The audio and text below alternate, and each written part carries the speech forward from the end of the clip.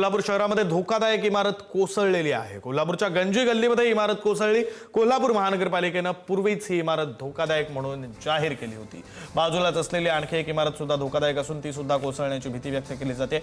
बाजूच्या इमारतीतील रहिवाशांच्या जीवितास धोका असल्याने घर रिकामं करा अशी शेजाऱ्यांना सूचना देण्यात आली। प्रतिनिधी शेखर पाटील फोन लाईनवरून जोडले गेलेले आहेत, अधिकचा तपशील देतील। शेखर, विक्रांत, कोल्हापूर शहरातल्या मध्यवस्तीत असलेली ही धोकादायक इमारत होती ती आज सकाळी जी आहे ती कोसळलेली आहे आणि त्याच्या बाजूला देखील अजून एक धोकादायक इमारत आहे। त्या इमारतीला देखील नोटीस महानगरपालिकेने यापूर्वीच दिलेलं आहे।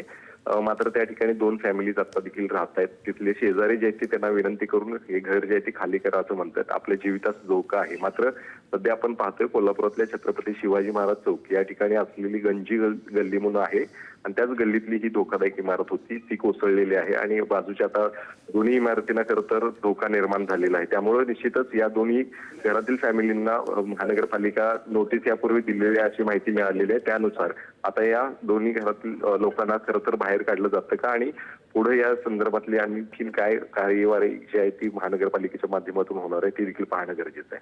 धन्यवाद शेखर दिलेल्या आहे सगळ्या माहितीसाठी।